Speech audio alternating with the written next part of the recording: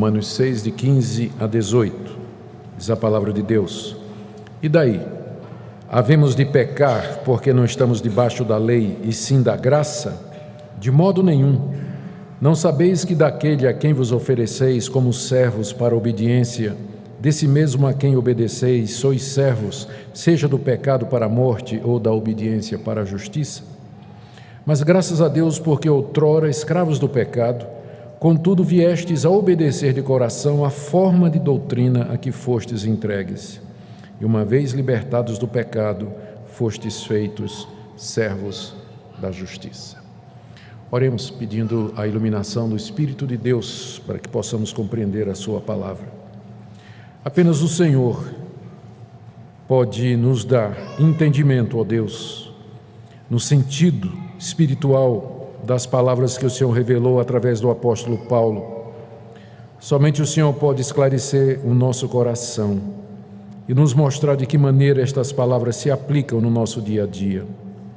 Nós pedimos que a exposição da Tua palavra nessa noite seja usada por Ti com esse propósito, que todos nós sejamos edificados, instruídos na verdade do Evangelho, através da pregação. É o que pedimos em nome de Jesus. Amém. Queridos, nós estamos na terceira parte da carta de Paulo aos Romanos. A carta é dividida em várias partes. Na primeira parte, Paulo trata da perdição de toda a raça humana, capítulos de 1 a 3. Depois ele fala da salvação e da justificação pela fé, metade do capítulo 3 até o capítulo 5. Depois ele fala da santificação, de que maneira os perdidos que foram salvos pela graça de Deus podem e devem viver aqui nesse mundo, que são os capítulos 6, 7 e 8. Depois ele fala sobre escatologia, ou seja, o papel da nação de Israel nos planos de Deus, que vai do capítulo 9 até o capítulo 11. E depois ele desenvolve alguns temas práticos para a vida da igreja, do capítulo 12 até o capítulo 15, terminando no 16, com uma série de saudações a pessoas que ele conhecia na igreja de Roma. Nós estamos então bem no meio da carta, na terceira parte que trata da santificação. E aqui na metade do capítulo 6, nós encontramos o apóstolo Paulo fazendo uma coisa que ele gosta muito de fazer, é uma pergunta retórica. A pergunta retórica que ele costuma fazer, ele imagina uma pessoa que está escutando o que ele está dizendo e já antecipa a pergunta que aquela pessoa vai fazer quando ele terminar de falar. Então, meio que ele já esvazia os seus oponentes, já trazendo os questionamentos deles e dando uma resposta. Aqui no caso, Paulo tinha feito uma declaração no verso 14, que nós vimos no domingo passado, que era uma declaração que provocaria com certeza reação no meio da sua audiência judaica lá em Roma. Ele disse no verso 14: o pecado não terá domínio sobre vós, pois não estáis debaixo da lei, e sim debaixo da graça. Então, essa declaração, para os ouvidos de um judeu, soava muito estranho, porque aos judeus foi dada a lei de Deus, e os judeus estavam acostumados a viver debaixo da lei de Deus, e eles pensavam que a lei de Deus era o caminho para a salvação. Agora, Paulo está dizendo que os cristãos em Roma, inclusive os judeus cristãos, eles não estavam mais debaixo da lei.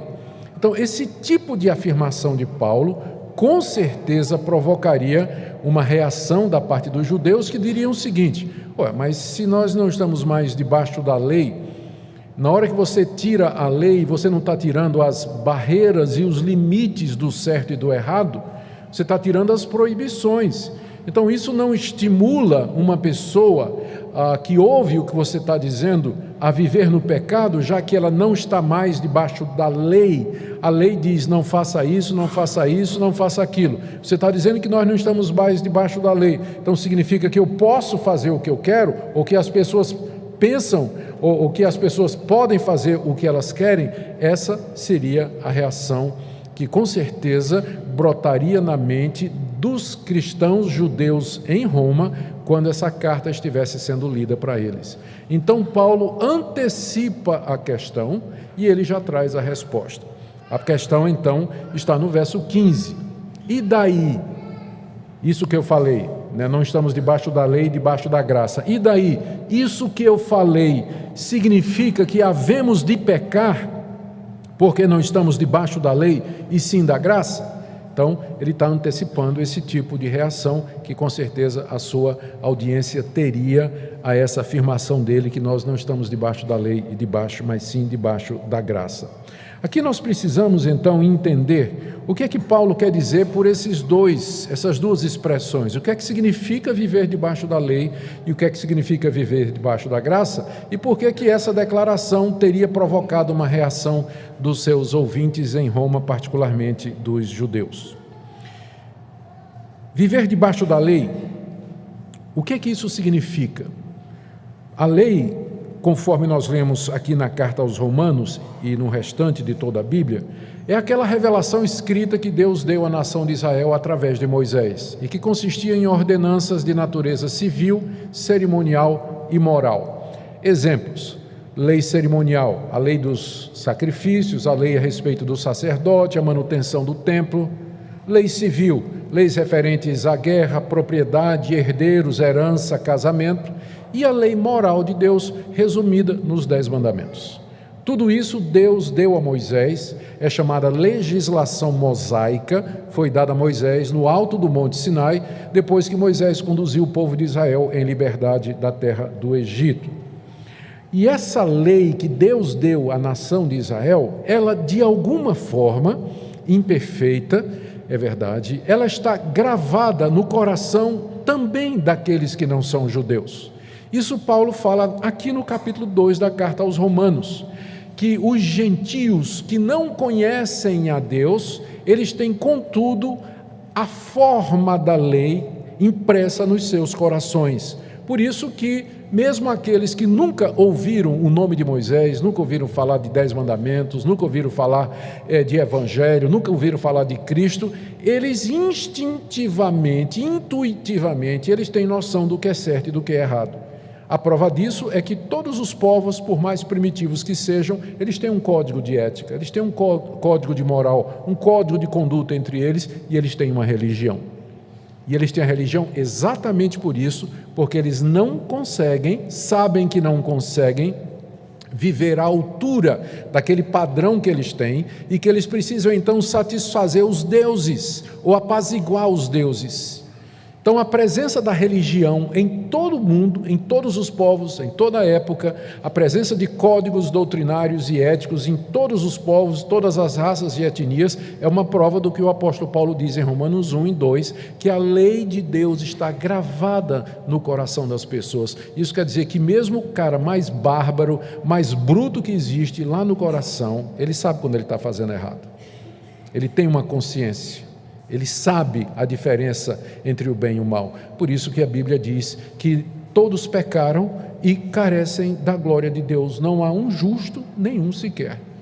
A lei de Deus, quer seja escrita através das tábuas dadas a Moisés, quer seja no coração, coloca a humanidade toda debaixo do pecado e caracteriza o ser humano como sendo um transgressor da lei de Deus. Por isso que Paulo afirma aqui, e a Bíblia toda afirma, que ninguém pode ser salvo mediante a guarda da lei, guardando os preceitos da lei.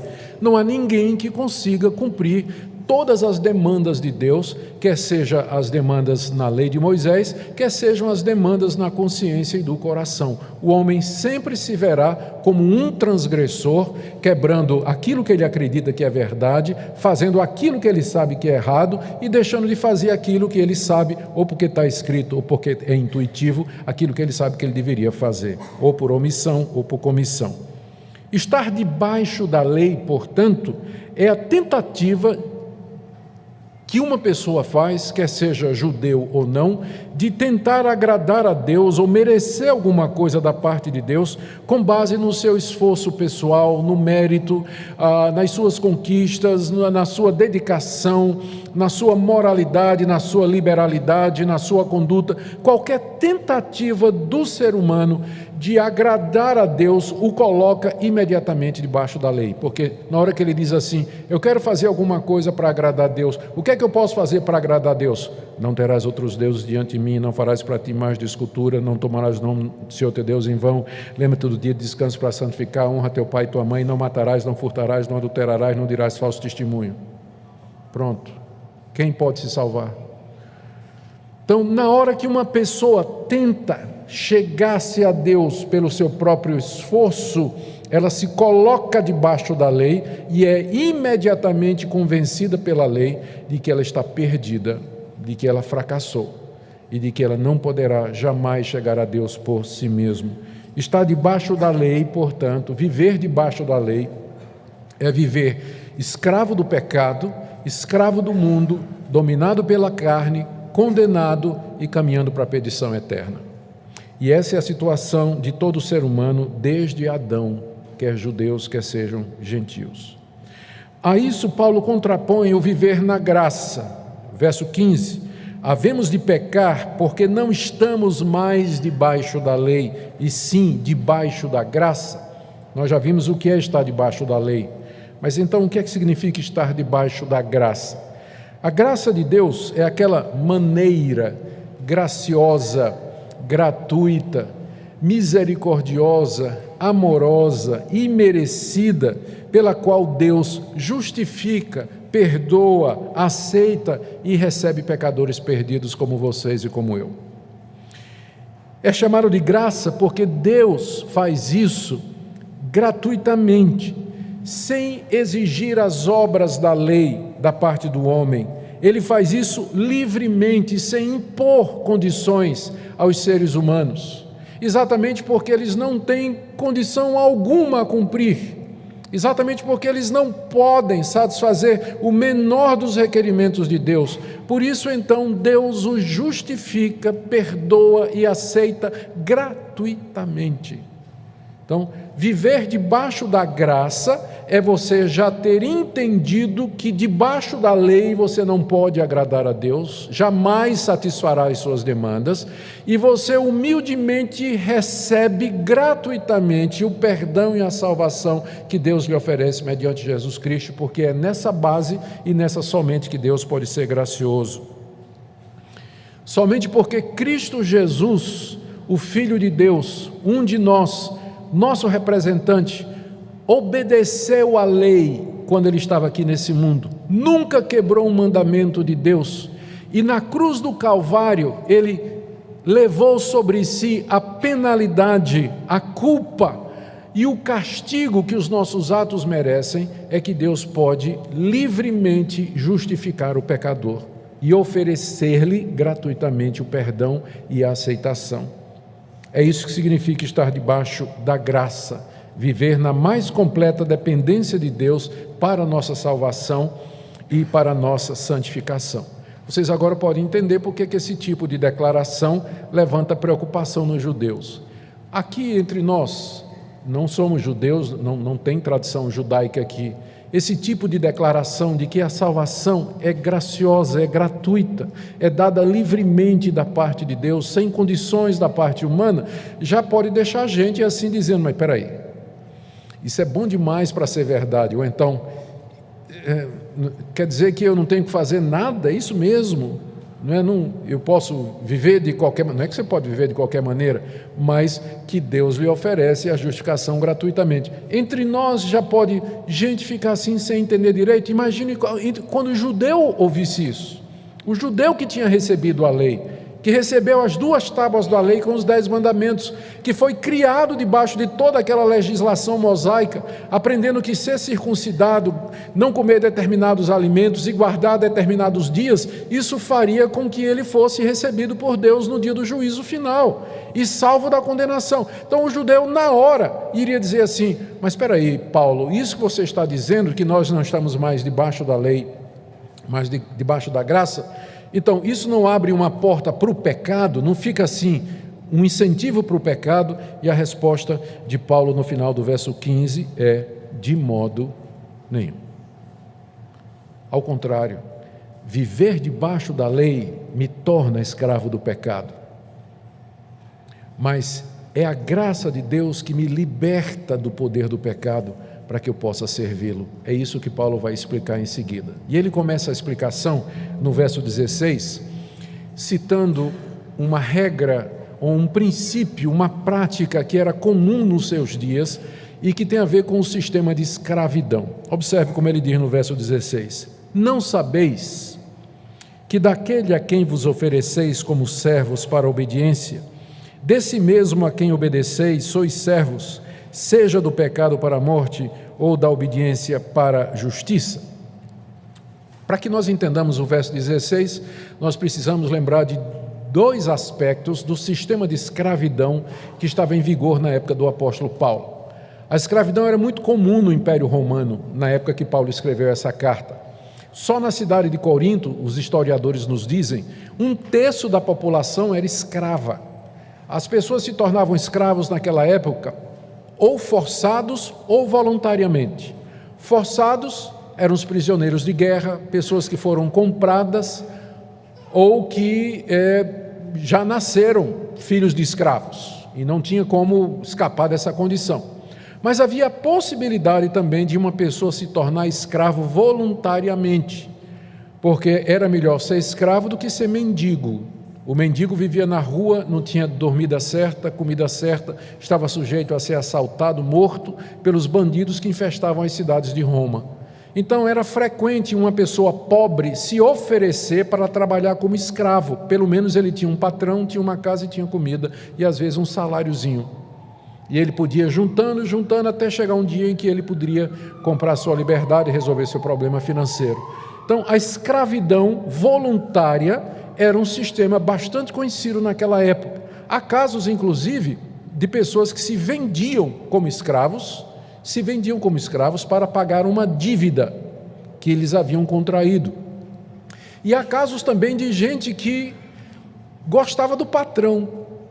Tem histórias nos livros antigos, não é, que falam de escravos que se tornaram como que membros da família. Nasceram na família, cresceram com os filhos do patrão, eram escravos, mas foram bem tratados e, numa certa ocasião, o patrão dizia: você está livre, eu vou te dar liberdade. Dizia: não, eu quero, se você me aceita, eu continuo aqui. Inclusive, até no Antigo Testamento tem uma lei de Moisés que dizia que se um escravo quisesse, se o patrão liberasse um escravo e o escravo quisesse permanecer com o patrão, então o patrão levava o escravo para a porta, pegava uma chave de fenda e furava a orelha do escravo, né, na madeira da porta, e depois ele estava livre. Um escravo com a orelha furada significava que ele era um escravo voluntário, ele quis ficar com o patrão o resto da sua vida. Então havia essa possibilidade, é de onde vem um antigo brinco, né? Vem desse costume aqui, é brincadeira, claro que é. Então, né? Mas o ponto é que havia a escravidão voluntária. Então esse é o primeiro ponto que a gente tem que entender, que está por detrás do que Paulo está dizendo aqui. Uma pessoa podia se oferecer voluntariamente como escravo para servir a algum patrão. Se o patrão quisesse, então ele estava empregado e se tornava escravo daquela pessoa. Tem um segundo aspecto da escravidão que está por detrás aqui do que Paulo está falando, que era a questão da exclusividade. Uma vez que você se tornava escravo de alguém, você pertencia completamente ao seu dono. Todos os momentos da sua vida de escravo. Você não teria tempo livre para servir a outro patrão. Isso é meio estranho para nós. Aqui eu posso ter um emprego de manhã, à tarde eu posso trabalhar em outro lugar e à noite eu posso tocar violino na Orquestra Municipal de Goiânia. Posso fazer 3 coisas diferentes. Mas o escravo no Império Romano, ele era de dedicação exclusiva ao seu patrão. Todos os minutos do seu dia pertenciam ao seu patrão. Ele não tinha disponibilidade para servir a 2 patrões. Por isso que Jesus Cristo disse aquela frase que se ficou famosa e virou provérbios, um provérbio: ninguém pode servir a dois senhores. Isso era resultante dessa característica do sistema de escravidão. Uma vez que você era escravo de alguém, você não tinha disponibilidade para servir a outro patrão. Era aquele e somente aquele. Cada escravo tinha somente um patrão. E a esse patrão ele dedicava sua vida, seu tempo, sua força, seus esforços, seus bens, seu corpo, tudo que tinha e era, pertencia àquele patrão exclusivamente, ele não podia ser de mais ninguém. São esses dois princípios que nós encontramos aqui por detrás do verso 16, onde Paulo então faz a aplicação. Ele quer dizer o seguinte: se você se oferecer ao pecado como sendo seu patrão, você não vai ter disponibilidade para servir a Deus. Você vai servir ao pecado. E você vai receber o salário do pecado, que é a morte. Enquanto você for escravo do pecado, você não tem tempo nem condição de servir a Deus, porque você já tem um patrão, e o patrão é o pecado. E o pecado vai lhe dar a sua recompensa, que é a morte. Da mesma forma, se você se oferece a Deus como escravo de Deus, Deus será o seu patrão, e você não terá disponibilidade para servir a outro patrão, o pecado. Você vai levar a sua vida como servo de Deus, e de Deus você vai receber gratuitamente a vida eterna, a justiça, que são os dois resultados que Paulo coloca aqui. Então, vamos ler outra vez o verso 16, tendo agora todo esse pano de fundo em mente. Aí o verso vai ficar claro. Paulo pergunta, esse não sabeis é retórico, né? Porque eles eram cidadãos romanos, os seus leitores, e certamente estavam bem familiarizados com isso. É como se Paulo tivesse assim: vocês não se lembram, né? Vocês não se lembram? Vocês não sabem que daquele a quem vos ofereceis como servos para a obediência, desse mesmo a quem obedeceis sois servos? É aquele princípio que eu falei, da dedicação exclusiva. Você se oferece, você obedece. E agora Paulo faz a aplicação. Seja do pecado para a morte, ou seja, se você se oferece ao pecado para obedecer o pecado, você só pode servir ao pecado e no final você vai ganhar a morte. Seja da obediência para a justiça, ou você se oferece para obedecer a Deus, e aí você vai servir somente a Deus, e no final você vai receber a justiça. Justiça aqui é não somente a justificação, o perdão de pecados que Deus dá àquele que se oferece a Ele, mas também a justiça prática, uma vida justa, uma vida reta e santa. Em contraste, o pecado, ele paga a morte. É o salário que o pecado dá ao seu escravo. A morte aqui nesse mundo, a morte espiritual e a morte eterna que vem depois da morte física. Você percebe aqui dois pontos. Eu quero destacar dois pontos ainda aqui no verso 16. O primeiro deles é que Paulo enfatiza que essa entrega ela é voluntária. Note que ele diz aqui, ele usa o verbo oferecer. Eu me ofereço, ou seja, é uma atitude da minha parte, é uma ação minha. Eu me ofereço ao pecado. É como se eu chegasse para o pecado e dissesse: eu quero ser o seu escravo, eu quero fazer a tua vontade, pecado. Como é que você quer me usar? Me use como você quiser. E o pecado não diz a princípio, mas no final você vai descobrindo, quando chegar no fim do mês, quando chegar o contra-cheque, você vai ver o que é que ele vai pagar. Está dizendo aqui que o pecado vai pagar a morte. É o seu contra-cheque no final do mês, quando você se oferece ao pecado como sendo o seu patrão. Então, é uma atitude voluntária, de entrega. Mesma coisa com relação a Deus.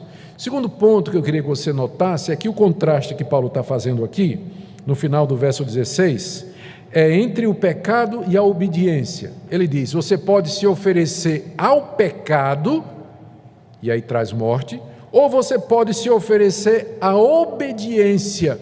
Pressupõe-se que a obediência a Deus, isso traz a justiça. O que mostra que a essência do pecado é a desobediência.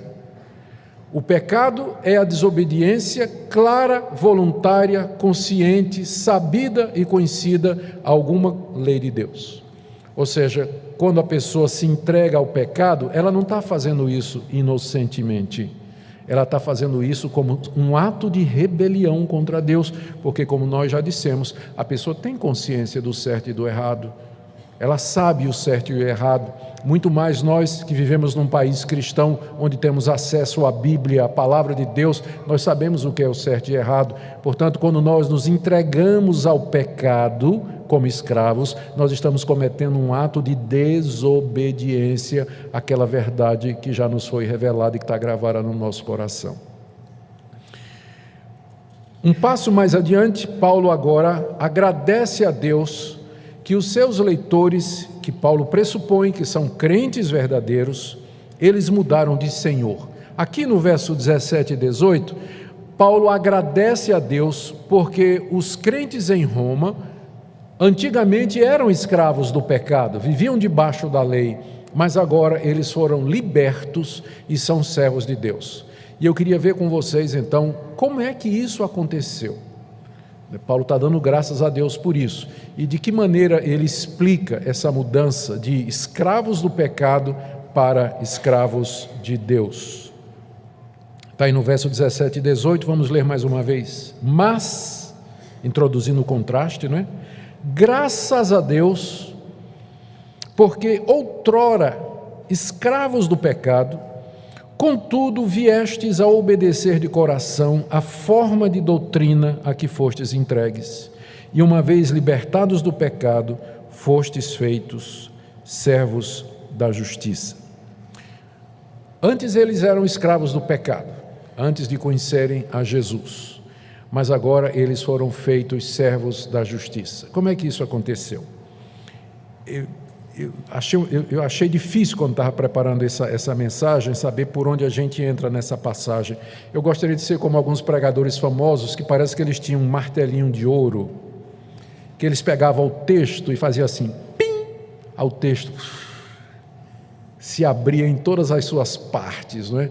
Então, eu queria ter um martelinho desse, para eu pegar num texto e fazer pim, aí o texto se abre e você compreende. Porque às vezes a gente rala para tentar entender o que é que Paulo está dizendo aqui. Eu vou tentar explicar da seguinte maneira. O que Paulo está dizendo aqui, no verso 17, que é o ponto central do que ele nos transmite aqui, é que Deus entregou aqueles crentes a uma forma que é o molde ou a forma de doutrina que é o Evangelho. E como resultado, eles obedeceram de coração aquilo que eles tinham ouvido. Tem várias coisas que tem que explicar aqui nessa passagem. Paulo fala do Evangelho como se fosse uma doutrina.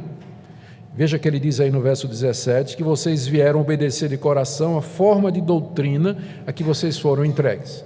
Que doutrina é essa? É o Evangelho, é o ensinamento de que somos pecadores, mas Deus, mediante Cristo, nos justifica gratuitamente. É essa a doutrina. Essa doutrina, ela funciona como uma forma. A palavra que está aqui, fostes entregues, viestes a obedecer de coração a forma de doutrina. Essa palavra forma, na língua grega, é a palavra typos, de onde vem tipográfico, tipologia, e todo mundo sabe o que é um tipo, os mais antigos pelo menos, não é? O jornal antigamente, todo mundo sabia como, tinha gente que trabalhava nisso, montava o jornal colocando as letras eram pequenas formas, não é, que eram organizadas, as palavras eram montadas e depois passava a tinta e jogava no papel branco, não é? E aí a forma, o tipo, ele imprimia o papel e deixava a letra. Então, essa palavra tipo vem da palavra grega typos, que está aqui e que foi traduzido como forma, mas pode ser traduzido como molde, como tipo. O que Paulo está dizendo é que a doutrina do Evangelho, ela é como um tipo, é como uma forma, ela molda o coração das pessoas, ela ajusta, ela encaixa o coração das pessoas dentro daquela doutrina. Terceira coisa que nós temos que notar aqui é que Paulo diz que Deus entregou aquelas pessoas a este molde. É como se Deus pegasse o nosso coração e trouxesse para debaixo da tipografia e o tipógrafo, né? Aí marcou o coração da gente, moldou o coração da gente, fez uma mudança no nosso coração de acordo com a doutrina. Veja se não é isso que ele está dizendo. Graças a Deus, porque outrora escravos do pecado, contudo viestes a obedecer de coração a forma de doutrina a que fostes entregues. Quem é que nos entregou? Deus. Ao que Ele nos entregou? A forma da doutrina. Essa palavra aqui, o verbo entregar, vocês já conhecem. Está lá no capítulo 1, aquele capítulo tenebroso, né, em que Deus fala da desgraça da raça humana. Veja o que está aqui, no capítulo 1, verso 24. Por isso Deus entregou tais homens à imundícia pela concupiscência do seu próprio coração. Depois no verso 26, por causa disso os entregou Deus a paixões infames. E no verso 28, por haverem desprezado o conhecimento de Deus, o próprio Deus os entregou a uma disposição mental reprovável. Notou? Verso 24, Deus os entregou. Verso 26, Deus os entregou. Verso 28, Deus os entregou. Deus entregando as pessoas a alguma coisa. Aqui no capítulo 1, Deus está entregando a humanidade rebelde aos desejos maus do seu próprio coração. Mas aqui no capítulo 6, Ele está entregando os seus eleitos ao Evangelho. É o mesmo verbo. Deus entregou vocês, não aos seus corações, não ao seu próprio pecado, não à sua corrupção, mas Deus entregou vocês ao Evangelho. Que coisa maravilhosa. É por isso que ele começa o versículo dizendo, graças a Deus. Por quê? Porque isso é obra de Deus. Deus podia entregar você ao seu próprio coração, não podia? Mas se você está aqui nessa noite e conhece a Deus e conhece o Evangelho, é porque Deus um dia lhe entregou ao Evangelho e o Evangelho moldou o seu coração. Por isso que ele começa a frase dizendo, graças a Deus, que Deus nos entregou não a nós mesmos, mas a doutrina do Evangelho que molda, que transforma, que muda, que ajusta o meu coração. E note qual é a reação. Qual foi a reação então que Paulo diz que aconteceu? Verso 17, graças a Deus, porque outrora escravos do pecado, contudo viestes a obedecer de coração. Vocês notam aqui Deus e o homem trabalhando juntos? Conseguem perceber como eu estou vendo aqui? Por um lado, Deus entrega o nosso coração à doutrina como uma forma, e a reação é que eu passo a obedecer de coração. E talvez aqui seja um momento bom para falar da soberania de Deus e da responsabilidade humana. Muitos irmãos que estão começando a descobrir a fé reformada, eles ficam meio que paralisados com isso, né? Como é que eu faço para relacionar a soberania de Deus à responsabilidade humana? Na salvação, sou eu que dou o primeiro passo ou eu espero Deus vir atrás de mim? E como é que eu faço na oração? Eu espero que Deus me dê vontade de orar ou eu oro? E na santificação, eu espero assim que Deus mude o meu coração ou eu faço já uma mudança que eu tenho que fazer? Tem alguns irmãos que ficam meio que paralisados quando eles começam a descobrir um pouco mais da soberania de Deus e como relacionar isso na prática. Aqui é um dos muitos exemplos na Bíblia em que essas duas coisas aparecem juntas sem qualquer explicação do apóstolo Paulo. Deus entregou vocês a forma de doutrina e aqui indica um ato soberano, um ato divino. Deus pegou vocês e entregou. Não é que Deus disse assim, vem cá, você quer ser entregue à forma de doutrina? Você quer? Não, Deus não está perguntando se você quer. Deus entregou você ao Evangelho, e o Evangelho mudou o coração. E qual foi o resultado? Você obedeceu de coração, voluntariamente, alegremente, gozosamente, coração embandeirado, feliz da vida, dizendo, que glória, agora eu entendi, agora eu compreendi a misericórdia de Deus, agora eu compreendi o Evangelho. Mas foi porque Deus lhe entregou ao Evangelho, senão você jamais compreenderia. Mas quando você compreendeu voluntariamente, você compreendeu de toda a alma e de todo o coração. Vê como as duas coisas andam juntas. Você ora a Deus e diz: Deus, por favor faz isso, por favor faz aquilo, por favor faz aquilo outro. Eu estou orando porque o Senhor mandou que eu orasse. Eu sei que o Senhor já decretou tudo antes da fundação do mundo, mas o Senhor disse que quer que eu ore como um meio de realizar os seus planos. E você sai dali, você ora para trás, e depois que veio a resposta, você diz: Deus, eu sei que o Senhor respondeu às minhas orações, mas isso era exatamente o que o Senhor já tinha planejado antes da fundação do mundo. A mesma coisa na santificação, no dia a dia. Deus já me transportou do reino das trevas para o reino da luz do seu Filho. Ele já me amou, me elegeu, me chamou antes da fundação do mundo. Mas ainda assim é o meu prazer, o meu deleite, o meu dever andar em santidade, dizer não para o pecado, fazer o que é correto, fazer o que é certo, andar em justiça, praticar o que é bom, evitar o pecado, amar o meu próximo, honrar a Deus, respeitar a todos. As duas coisas andam juntas. E aquilo que Deus uniu, que o homem não separe.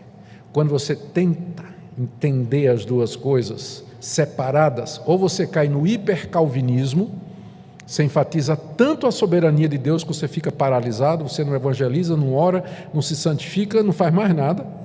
Ou você vai cair no outro extremo de enfatizar tanto a responsabilidade de Deus que Deus se torna um marionete das decisões humanas. Um Deus que fica esperando um homem decidir se o homem quer ou não quer. Um Deus que só vai até onde o homem permite, que só faz aquilo que o homem pede, que só age em resposta à oração. Esse é outro extremo, esse não é o Deus da Bíblia. O Deus da Bíblia é grandioso, é Criador, é Senhor, é soberano, todo-poderoso, onisciente, onipotente, onipresente, nada resiste ao seu querer. Ele é Senhor de tudo e de todos. Então nós temos que manter essas coisas juntas.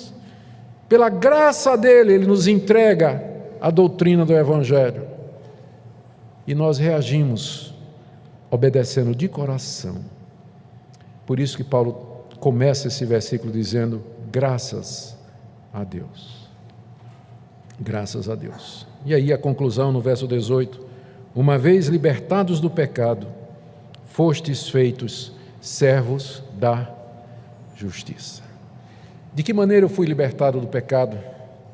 Pela doutrina do Evangelho, que moldou o meu coração pela graça de Deus, e a qual eu respondi de coração, obedecendo às demandas de Deus, obedecendo à voz do Evangelho. O que é que significa obedecer à doutrina? Que a doutrina diz: creia, e quando eu creio, eu estou obedecendo. Creia, e eu creio, e isso significa obedecer a Deus. Deixe-me fazer aqui algumas aplicações práticas. De que maneira esse tipo de ensino aqui pode me ajudar no dia a dia? Eu pensei em algumas situações, uma delas eu já apresentei. Quando você se sente meio que paralisado tentando entender a soberania de Deus e sua responsabilidade, tipo assim, na salvação, na oração e na santificação, então essa passagem ela lhe ajuda a ver que a Bíblia apresenta essas duas verdades juntas. Deus opera em nós tanto o querer quanto o realizar. Não é interessante que nessa passagem, que está lá na carta aos Filipenses, Paulo diz assim: operai desenvolvei a vossa salvação com temor e tremor, porque Deus é quem opera em vocês, tanto querer quanto realizar. Casadinho, juntinho. Desenvolva a sua salvação, porque Deus é quem opera em você o desenvolver a salvação. As duas coisas andam juntas. Na hora que você está orando, Deus está agindo. Na hora que você está obedecendo, Deus está agindo. Estão juntas as duas coisas.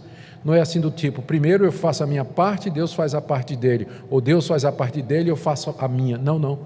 São juntas sempre. Quando você está fazendo o que é certo, Deus está fazendo com você. Quando você está orando, a soberania dele está acontecendo e realizando também. Quando você está evangelizando, pregando a palavra de Deus, ele está chamando os seus eleitos através da pregação. Tudo se harmoniza. Essas coisas andam juntas. Então, um conselho: não fique paralisado tentando entender. Até porque tem gente que dá um curto-circuito, e surta mesmo. Já encontrei gente surtada, neocalvinista surtado, novo calvinista absolutamente surtado. Não sei o que fazer, não consigo mais orar, pastor, não consigo mais fazer nada, porque eu não sei quem é que começa, se é Deus ou se sou eu. Gente, Não é? Não fica, eu vou dizer, não me entenda, não fique esperando por Deus, não. Ele já disse o que é que Ele quer. Ele quer que você ore, quer que você evangelize, quer que você seja santo. Na hora que você fizer isso, Ele vai estar com você. Ele vai estar com você. Essa é uma aplicação prática. Segunda, quando você se sente tentado a pecar e a fazer alguma coisa errada, não busque forças em você mesmo, porque na hora que você fizer isso, você vai se colocar debaixo da lei, e vai cair debaixo do domínio da carne, e vai ser pior ainda. Na hora que você se sentir tentado a fazer o que não presta, e você sabe do que é que eu estou falando, você deve recorrer à graça de Deus, porque é graça do começo ao fim. Você deve recorrer a esse Deus que em Cristo Jesus já lhe perdoou, já lhe recebeu, já lhe aceitou e lhe livrou do domínio do pecado. Você lembra que agora você é servo de Deus e que, como escravo de Deus, você não tem disponibilidade para atender às demandas do antigo patrão. Você já foi alforriado, você não pertence mais ao antigo patrão, você pertence agora a Deus, portanto você não tem tempo, você não tem disponibilidade para atender ao pecado, por isso você pode dizer não, não e não. Eu não tenho que lhe obedecer, porque eu sirvo ao Deus dos céus, ao Deus gracioso que pagou o meu preço e a quem eu pertenço. Se você caiu em pecado, se você fracassou, isso não significa que você deixou de ser servo de Deus, porque às vezes servos de Deus são indolentes, preguiçosos e descuidados, e às vezes eles traem o seu patrão com o patrão anterior. Isso que acontece quando você cai em pecado e você ofende ao seu patrão, que é Deus, e você se oferece ao seu antigo patrão, é alguma coisa que desagrada o coração de Deus, sem dúvida, que entristece o Espírito Santo de Deus, mas isso não significa que você não é filho de Deus e servo de Deus. A maior prova de que você continua sendo servo de Deus é que você vai se levantar, você vai pedir perdão a Deus, você vai reconhecer os seus pecados, você vai se reconciliar com quem você prejudicou, quem você ofendeu ou com quem você errou, e você vai voltar ao caminho da justiça, porque a graça de Deus lhe levanta e lhe permite isso, lembrando que é graça do começo e ao fim. Por último, quando o pecado parecer para você uma coisinha irrelevante, pequena e justificável, como acontece durante o nosso dia a dia, determinadas coisas erradas, não é? A gente faz porque a gente acha que é pequeno, é justificado, é um mal menor e uma série de outras coisas. Lembre que diante de Deus não existe essa distinção. É claro que existe uma distinção entre você adulterar e matar alguém e você contar o que a gente chama de uma mentirinha branca, né? Mentirinha branca, que não existe, né? Mas o pessoal chama às vezes de uma mentirinha aparentemente inocente. O que é que uma mentirinha aparentemente inocente e um assassinato têm em comum? Eles são diferentes com relação aos efeitos e às consequências, não há dúvida disso, mas eles têm em comum que ambos são quebra da mesma lei de Deus, porque o mesmo Deus que disse não matarás é o mesmo Deus que disse não dirás falso testemunho. Então, nunca o pecado é irrelevante, nunca ele deixa de ter a sua gravidade e a seriedade. E você já aprendeu aqui nesse texto que o salário do pecado é a morte. É isso que o pecado vai lhe dar no final do mês no seu contra-cheque, a morte. É isso que você vai receber dele, do seu empregador. Ao passo que, se você serve a Deus e resolve fazer o que é certo, Deus lhe dará graciosamente a justiça, o perdão de pecados e a santificação aqui nesse mundo. Como é que está a sua vida nessa noite? Queria que você examinasse o seu coração. A palavra de Deus é como espelho, e à medida que ela é ensinada, ela é exposta, você se vê na pregação. Se você de fato veio ouvir a palavra de Deus nessa noite, à medida que o texto ia sendo explicado e a Bíblia ia sendo lida, você ia fazendo uma comparação. Isso que a Bíblia está dizendo e a minha vida. E a comparação funciona mais ou menos assim. Não, isso aqui eu já experimentei, isso aqui é verdade. Ih, meu Deus, eu estou falhando nisso. Ai, meu Pai, essa mensagem é para mim, isso foi para o meu coração. é verdade, isso que está dizendo é para mim. A pergunta é: o que é que você vai fazer nessa noite? Depois que aqui nessa noite Deus falou o seu coração e Ele deixou muito claro diante de você qual é a vontade dEle, o que é que Ele faz mediante Jesus Cristo, os dois sistemas de salvação, qual o caminho que você vai seguir nessa noite, porque se você sai daqui nessa noite, após ter visto no espelho da Bíblia o estado real da sua alma, e você não toma providência nenhuma, você vai ser igual aquela pessoa que na segunda-feira de manhã acorda para ir para o trabalho, vai no banheiro, se olha no espelho, o cabelo todo desarrumado, a maquiagem toda borrada, os olhos cheios de remela, babando pelo canto da boca, simplesmente olha e vai embora e não faz nada. De que adianta olhar no espelho? De que adianta ouvir sermões? De que adianta ouvir a palavra de Deus? Se você hoje à noite não decide, lembra do oferecei-vos, há uma responsabilidade que é colocada a nós. Se você hoje à noite não diz: Senhor, eu quero me oferecer a Ti completamente, eu não quero mais me oferecer ao pecado para ser instrumento da maldade e da impureza, mas eu quero me oferecer a Ti, por Tua graça e misericórdia, liberta o meu coração. Hoje à noite, quando você chegar em casa, eu podia convidar você para fazer isso aqui hoje à noite, mas geralmente a gente evita fazer isso, porque a gente quer que as pessoas tomem decisões sérias, e às vezes elas fazem isso no calor do momento. Mas então eu digo: volta para casa e nessa noite, diante de Deus, junto com teu marido, com tua esposa, com tua família, com quem for, ou sozinho no seu quarto, mas você procura a Deus e diz: eu quero viver como teu servo. Eu quero viver como servo de Deus, liberto do poder do pecado. Quero viver uma vida santa e reta diante de Ti. Não porque eu tenho forças, mas porque o Senhor promete aqui. Porque o Senhor promete aqui na Tua palavra. Faça isso. E Deus haverá de ouvir a sua oração e abençoar a sua vida. Oremos.